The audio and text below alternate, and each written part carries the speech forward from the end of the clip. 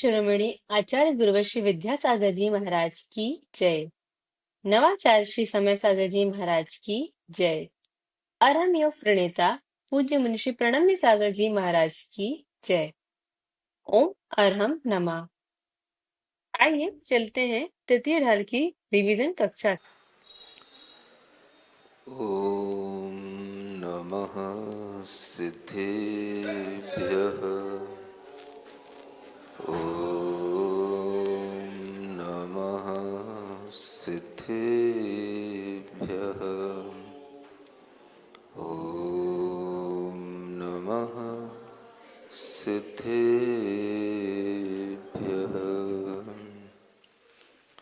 तीन लोक में चार हैं, मंगल शरण व श्रेष्ठ। अरहत सिद्ध व साधुगण, धर्म जैन जग ज्येष्ठ। तीर्थंकर जिन देव की, जिन वाणी को ध्याय। सार्वधर्म संक्षेप से, कहूँ चित्त हुलसायन। देवादिदेव आदिम तीर्थंकर श्री ऋषभनाथ भगवान की, देवादिदेव श्री पार्श्वनाथ भगवान की, परम पूज्य आचार्य गुरुवर श्री विद्यासागर जी महाराज। दृष्टि को नित होवे, धर्म धर्म फल प्रीति।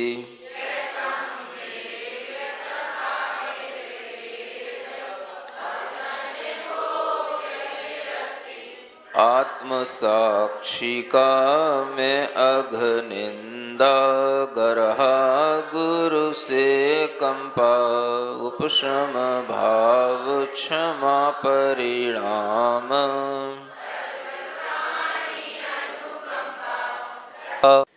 सम्यक दृष्टि जीव के 8 गुण होते हैं। उन 8 गुणों का वर्णन इन छंदों में किया गया।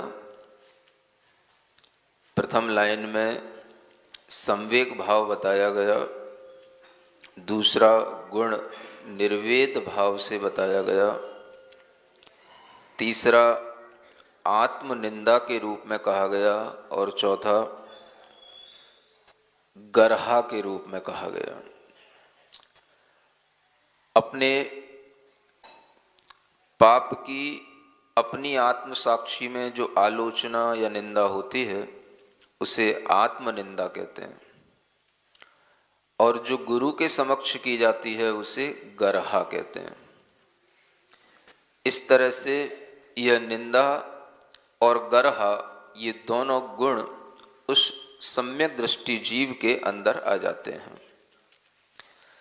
इन्हीं गुणों की और अगर वृद्धि हम देखते हैं तो आगे के परिणाम उपशम भाव क्षमा परिणाम सर्व प्राणी अनुकंपा।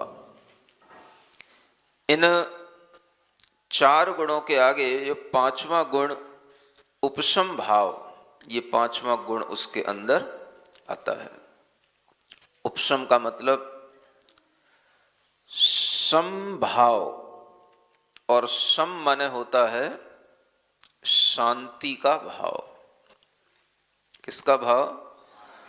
हाँ, उपशम भाव में जीव के अंदर भीतर से एक शांति उसे महसूस होने लगती है,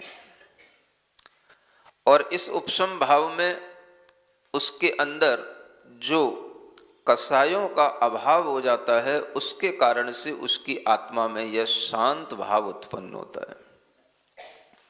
सिद्धांत में सम्यक दृष्टि जीव के लिए कहा जाता है कि वह अनंतानुबंधी जो क्रोध, मान, माया और लोभ, ये 4 कसाएं हैं, उनसे वह रहित हो जाता है। मतलब क्या हुआ कि जो कसाएं उसे अनंत काल तक बांधे रखती थी और उन कसायों से वह जो आत्मा अनंत काल तक संसार में बंधा रहता था उससे वह छूट जाता है। कसाय आत्मा को बांधती है और आत्मा उस कसाई के कारण से संसार में बंधा रहता है। इस कसाय भाव को उसने बहुत प्रयत्न से छोड़ दिया। सम्यक्त्व की उपलब्धि होने पर यह कसाय भाव जब छूट जाता है तो उसके अंदर एक उपशम भाव उत्पन्न होता है। अनंत भवों तक हमारी जो कसाय साथ में रहती है, भाई तुझे छोड़ूंगा नहीं, इस जन्म में नहीं सही अगले जन्म में देखूंगा, ऐसी भी आदमी कसाएं करता है।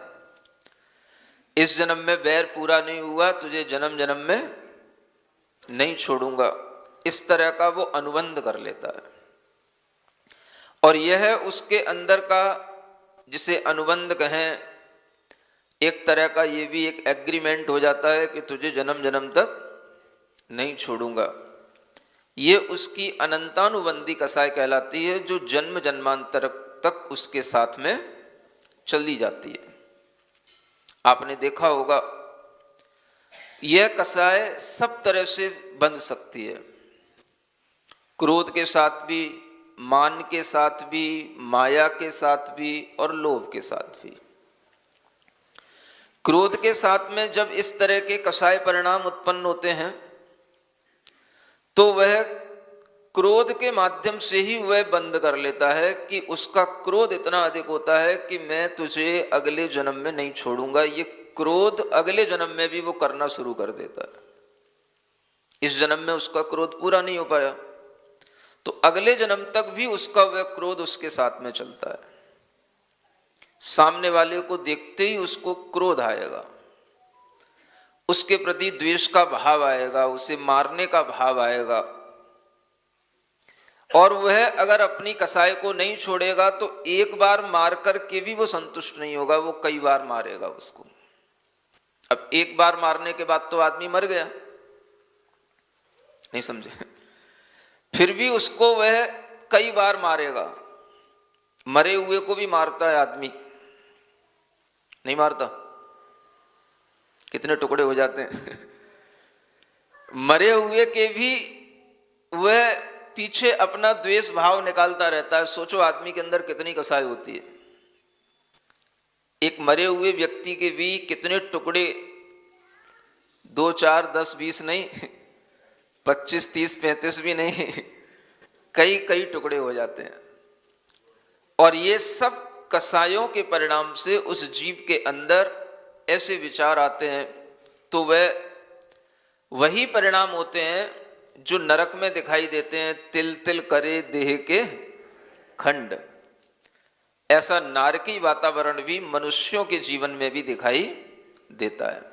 तिल तिल करे देह के खंड, जैसे नरकों में नारकी किया करते हैं दूसरे नारकी का, ऐसे ही मनुष्यों में भी ये होता है। और ये क्रोध के कारण से इस तरह का यह विचार जब बनता है तो वह जन्म जन्मांतरों तक चलता है। अगर आप पार्श्वनाथ भगवान को याद करें तो आपको पता पड़ेगा, कमठ,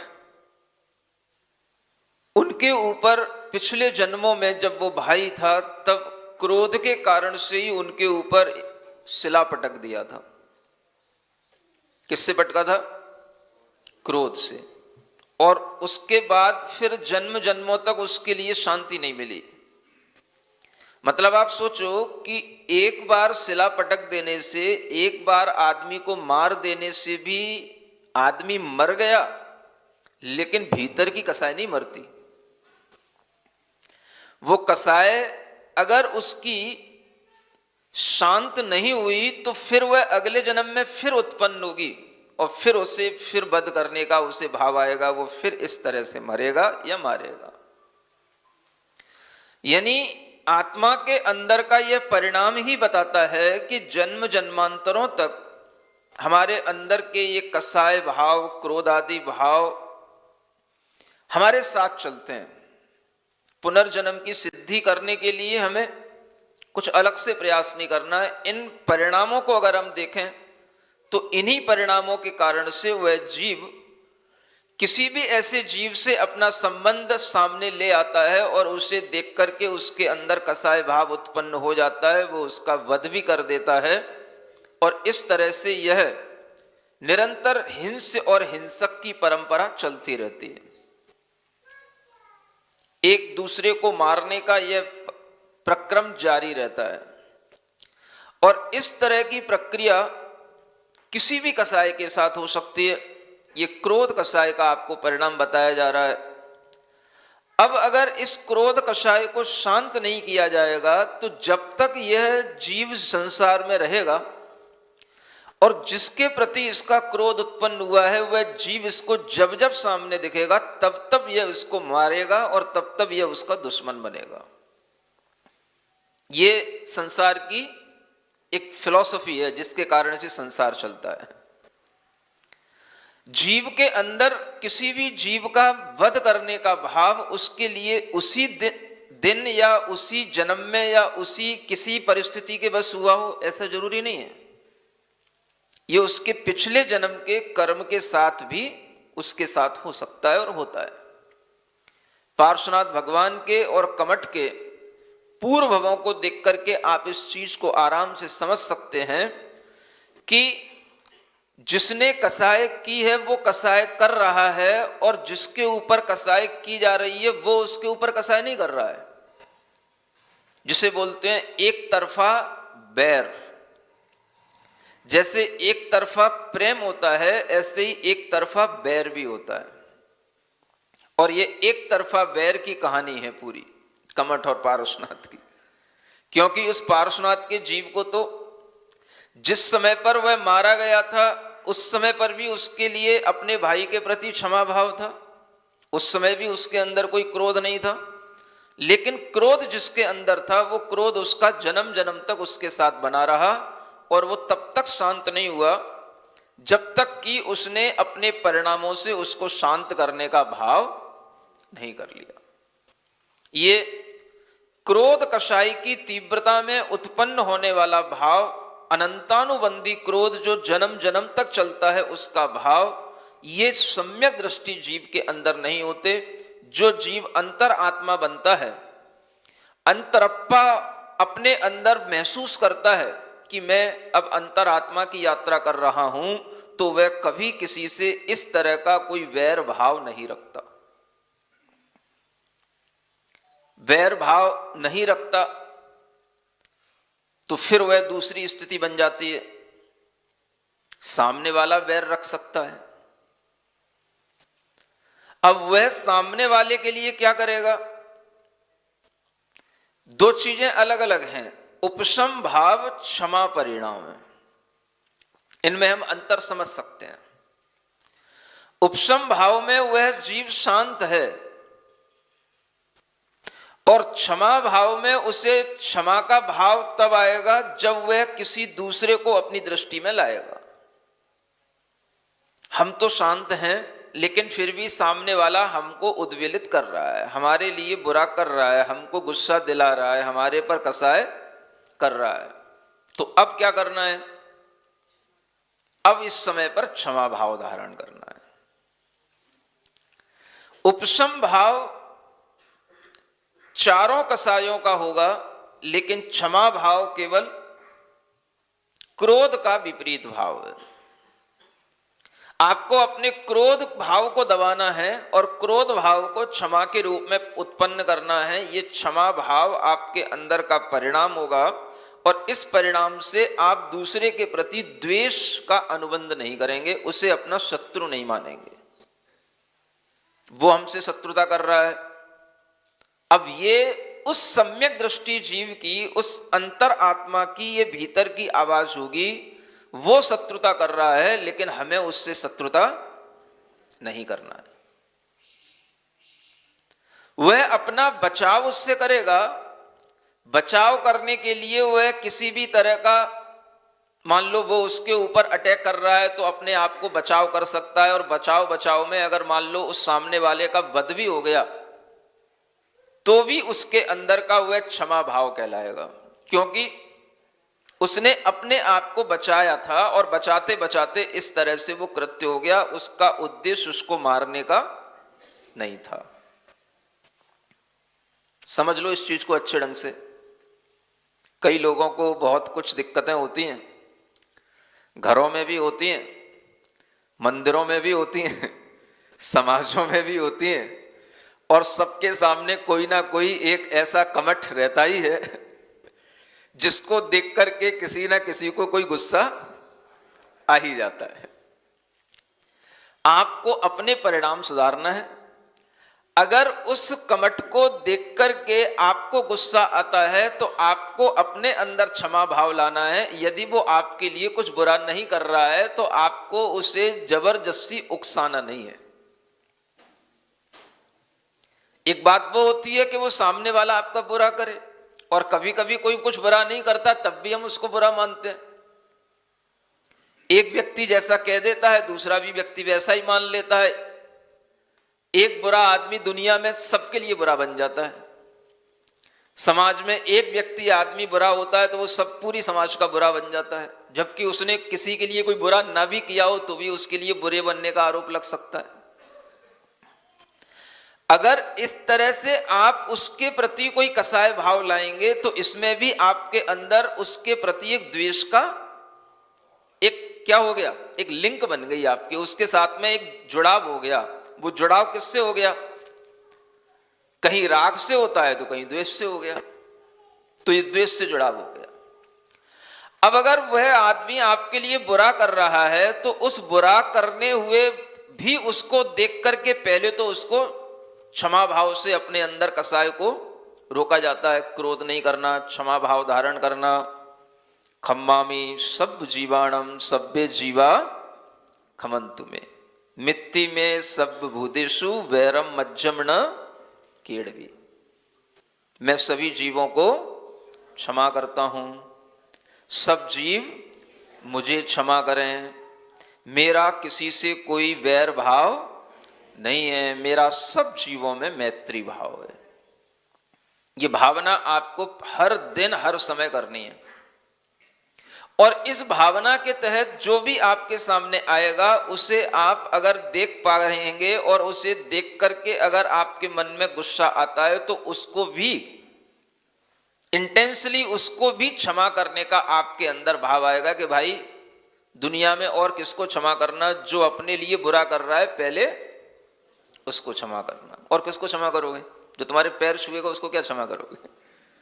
है जो थप्पड़ मारेगा उसी को तो क्षमा करना पड़ेगा। क्षमा का भाव आपके अंदर अगर होगा तो आप ये भी देखेंगे कि वह आदमी हमको अगर थप्पड़ मार रहा है तो उसके लिए वह क्षमा करना और उसको भी सही रास्ता दिखाना, ये दोनों चीजें जरूरी होती हैं। केवल यूं नहीं कहा गया कि आप पिटते रहना। क्षमा भाव का मतलब ये नहीं होता है। ये क्षमा भाव तो उनके लिए जिनके हाथ पैर बंधे हुए हों। नहीं समझ में आया? हाथ पैर किसके बंधे होते हैं? जिनके हाथ पैर में कुछ होता नहीं। ये किसके लिए होता है? साधु के हाथ में क्या होता है? समझ आ रहा है? आपके हाथ में क्या हो सकता है? सब कुछ हो सकता है। साधु के लिए ये उत्कृष्ट क्षमा का भाव होता है, श्रावक के लिए भी होता है, लेकिन श्रावक के लिए ये भाव भी होता है कि हम अपने स्वाभिमान को बनाए रखते हुए उसे सही रास्ता दिखाएं, और इसके लिए वह अपने अंदर क्षमा भाव धारण करते हुए भी उसको सही रास्ता दिखाने की कोशिश करता है।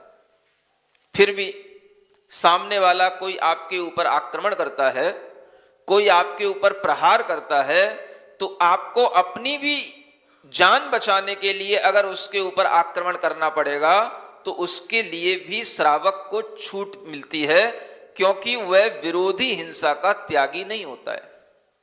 संकल्पी हिंसा का त्यागी श्रावक होता है।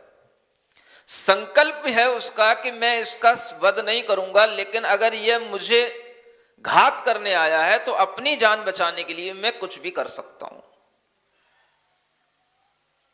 राम जी ने रावण को मारा, कहने में यही आता है ना, श्री राम ने रावण मारा, रावण की हिंसा हुई, रावण का वध हुआ। क्यों हुआ? वह उनके लिए इंटेंशनली था या वो ओकेजनली था? उन्होंने संकल्प नहीं लिया था कि मुझे रावण का वध करना है, मुझे रावण को मारना है। उनका यह संकल्प नहीं था। संकल्प क्या था? मुझे अपनी सीता वापस लेना है, और वो सीता नहीं दे रहा है, युद्ध करने आ गया। अब युद्ध करना ही अगर एक तरीका है तो फिर युद्ध कर ले। और युद्ध करने में क्या होता है? एक जीतेगा एक हारेगा, फिर तो उसमें सबके बाण चलते हैं, सबके हथियार चलते हैं, जिसके साथ जो होगा होगा। तो बस वह युद्ध के कारण से उसमें मारा गया, लेकिन राम का इंटेंशन उसको मारने का नहीं था।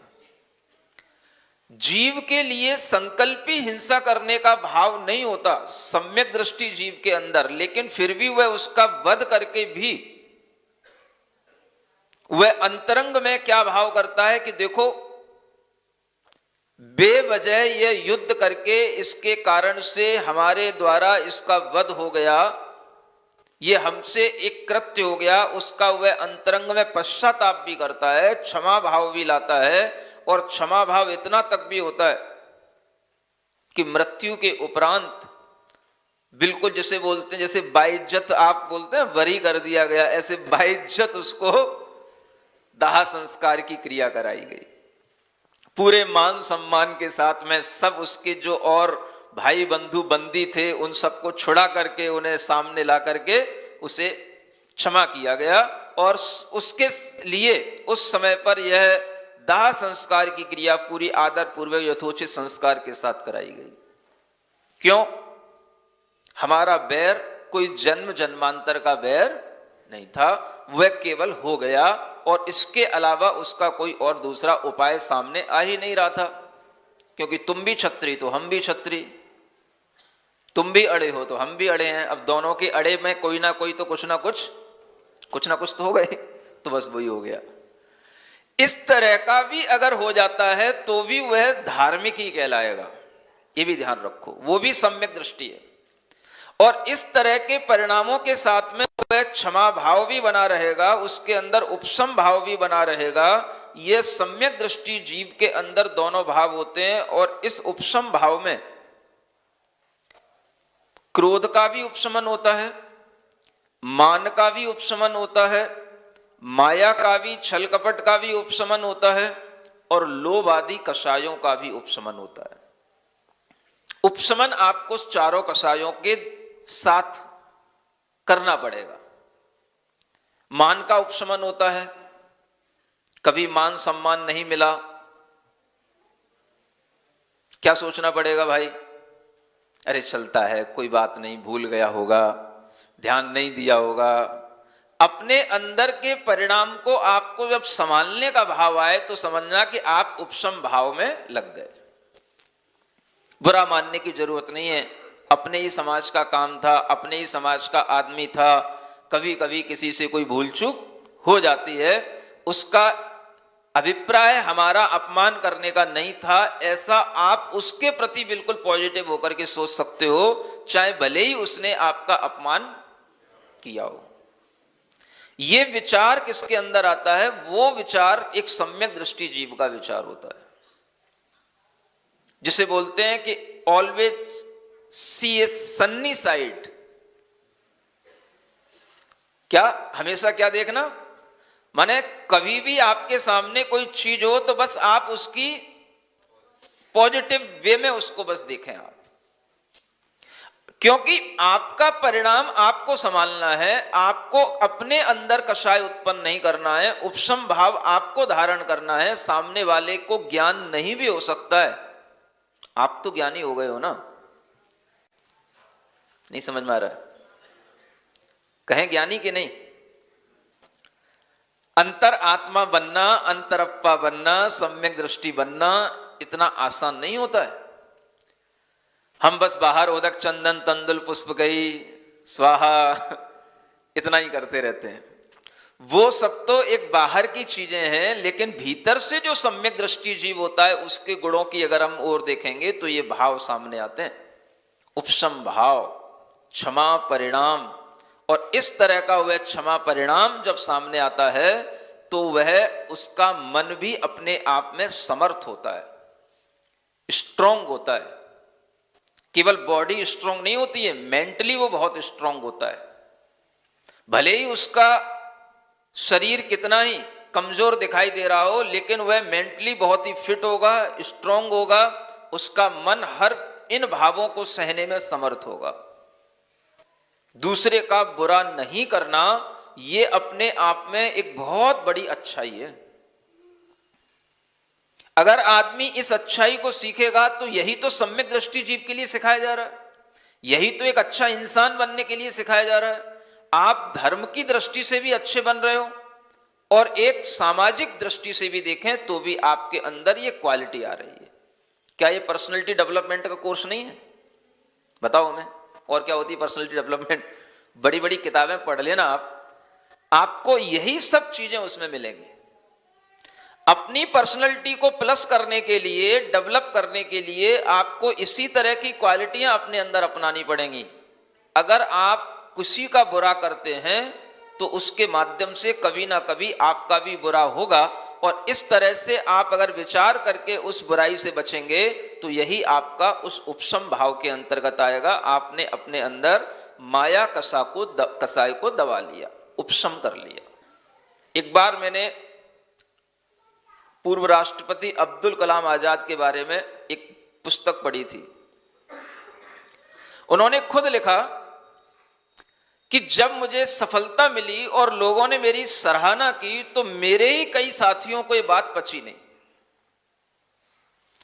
मतलब कि बड़ी पोस्टों पर रहने वाले लोगों के साथ में भी ये बात होती है कि ईर्ष्या किसी को किसी के साथ हो सकती है। जब कोई ग्रुप में काम कर रहा है और क्रेडिट किसी एक व्यक्ति को मिलता है तो उसमें अनेक लोगों के मन में मुटाव आ जाता है, मैल आ जाता है। जब उन्होंने वो एक सैटेलाइट लॉन्च किया था और वो जब सक्सेस हुआ था, एक बार तो वो फेलियर हो गए थे, फिर बाद में फिर उन्हें सक्सेस मिली, तो उसके बाद जो उनका प्रमोशन हुआ तो कई उनके जो साथी थे वो उस समय पर भी उस बात को स्वीकार नहीं कर पाए कि इसका केवल क्रेडिट आपको ही मिलना चाहिए। ये उन्होंने लिखा अपनी एक विंग्स ऑफ फायर, एक कोई किताब है उसमें लिखा।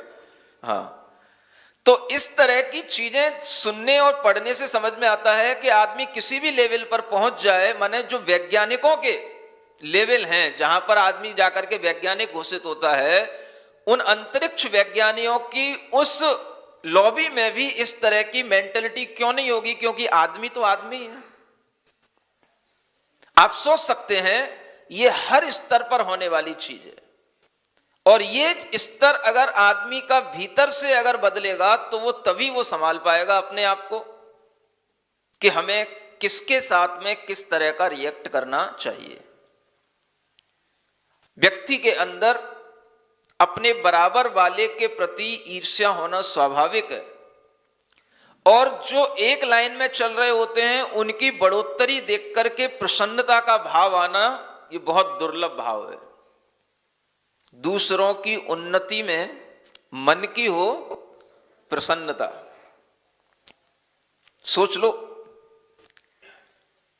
बहुत छोटी लाइन तो हो सकती है, लेकिन यही लाइन आपके अंदर एक बहुत बड़ी लाइन डाल सकती है, जिससे कि एक व्यक्ति अपनी पर्सनैलिटी को बढ़ा सकता है और एक व्यक्ति अपनी पर्सनैलिटी को बिगाड़ सकता है। ये वो लाइन है। आप सोच सकते हो कभी ये बड़े बड़े नेता होते हैं, सीएम पीएम होते हैं, ये सब संतरी मंत्री आपस में लड़ रहे होते हैं, इनके पक्ष होते हैं, विपक्ष होते हैं। अगर किसी एक का बुरा हो रहा हो तो दूसरे वाले को दिल में चैन अपने आप आता है। आप सोचो कि आदमी कितना किन चीजों से जुड़ जाता है, कांग्रेस हो, बीजेपी हो, या और कोई आप हो, धाप हो, कुछ भी हो, आदमी कितना इन चीजों से जुड़ जाता है कि एक सामान्य व्यक्ति जिस पार्टी का अपने आप को महसूस करने लगेगा, अगर किसी दूसरी पार्टी का आदमी मान लो उसको जेल हो जाए, उसके लिए कोई भी उसका कुछ घोटाला सामने आ जाए, कोई उसका क्राइम दिखाई दे जाए, दूसरी पार्टी को अपने आप एक बड़ी शांति सी मिलती है, ये ठीक हुआ। जबकि सब हैं आदमी आदमी। इस राजनीति में आदमी कभी आदमी बना रह सकता है क्या? आज इतना ज्यादा ये सब चीजें दिखाई देती हैं कि आदमी के लिए अपनी इंसानियत को बनाए रखना भी मुश्किल हो गया है। कोई भी आदमी किसी के मिटने को देख करके अगर खुश हो रहा है तो वो आदमी भीतर से अच्छा इंसान कभी नहीं हो सकता, चाहे वो कितने ही बड़े पदों पर बैठा हो। और दूसरों की उन्नति देख करके अगर उसके लिए दर्द होता है, दुख होता है, तो ये भी एक बहुत बड़ा दुर्जन का स्वभाव कहलाता है। और इस तरह के स्वभाव के साथ में जिस व्यक्ति का व्यक्तित्व बनता है, वो व्यक्ति भीतर से कभी भी एक अच्छा इंसान नहीं है, तो एक अंतरप्पा कैसे हो सकता है, सम्यक दृष्टि कैसे हो सकता है? सुन रहे हो? धर्म सब करते हैं, सब बड़े बड़े पदों पर आसीन होते हैं, बड़े बड़े मंदिर बनते हैं, बड़ी बड़ी प्रतिमाएं बनती हैं, बड़े बड़े पंचकल्याणक होते हैं, सब होता है, लेकिन धर्म किस चिड़िया का नाम है ये बहुत कम लोगों को पता होता है। इस धर्म को समझे बिना आपके भीतर जो कभी भी ये भाव नहीं आ सकता कि वास्तव में हम कौन सा धर्म करें जिसके कारण से हमें सुख मिले, शांति मिले। वो धर्म कौन सा? वो धर्म ये भावों का धर्म होता है, जिसे भाव प्रधान धर्म इसीलिए कहा जाता है।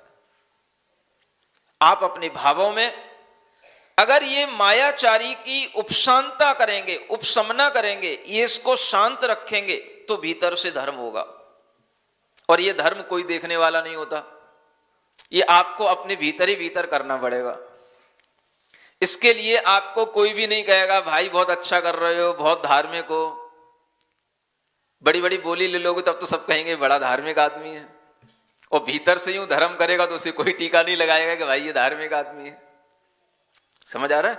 लेकिन आप इस डिफरेंस को समझ सकते हैं कि हमें कोई धार्मिकता का किसी से कोई खिताब नहीं लेना, ना हमें कोई धार्मिकता का नकाब ओढ़ना। हमें अगर भीतर से धार्मिक बनना है तो हमें इन भावों को अपनाना ही होगा।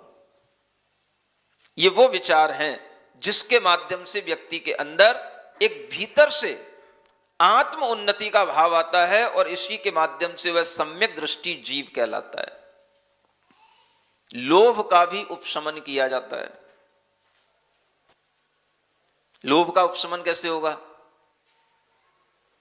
हर रोज नए नए मोबाइलों की क्वालिटियां आती हैं, नई नई कंपनियों के नए नए मोबाइल आते हैं, तरह तरह के उनमें भी अपग्रेड होते हैं। जैसे ही आपने फिर नया मोबाइल देखा, हमें ये वाला बुरा लगने लगा, पुराना लगने लगा, नया खरीदना है। ये लोभ नहीं है?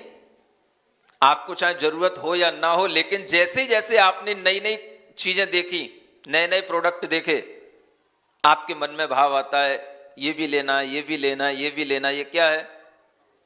इसका क्या करना पड़ेगा? पूर्ति करनी पड़ेगी कि उपशमन करना पड़ेगा?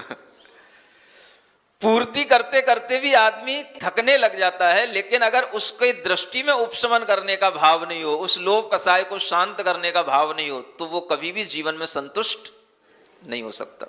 तो लोभ को भी शांत करना होता है। लोभ कई तरीके का हो सकता है। तो कौशल मुनि महाराज की माही जो थी, वो माही क्या बन गई? अब माही अगर सियालनी बन गई और माही उस बेटे को खाने लग गई, तो ये किसके कारण से? एक लोभ था, मेरा बेटा जाना नहीं चाहिए। ये भी एक बहुत बड़ा लोभ है, और उसके परिणाम से उसके लिए ये दुर्दशा हो गई। तो उसने उस लोभ के कारण से जो उसका बैर बना, तो उसने ऐसे कर लिया। देखो, आप राग से भी बैर बनते हैं। राग से ही द्वेष उत्पन्न होते हैं, इसीलिए कहा जाता है। और इसी कारण से वह लोभ कसाय ही जो है उस उपसर्ग का कारण बन गई। हर कसाय जब अपनी तीव्रता पर होती है तो उसे समझदार आदमी ही उसे कंट्रोल कर सकता है, इसी का नाम है उपशम भाव। सिरिजिणवाणी जग कल्याणी जग जन मदतम मोहरी जनमण हारी गढ़हर हारी जम जरा भव रोग हरि तिथ्य राणम दिव्य झुणिम जो पड़ई सुणई मय्ये धारई णाणम सौख मणंतम धर्य सासद मोक्ष पदम पावई सासद मोक्ष पदम पावई।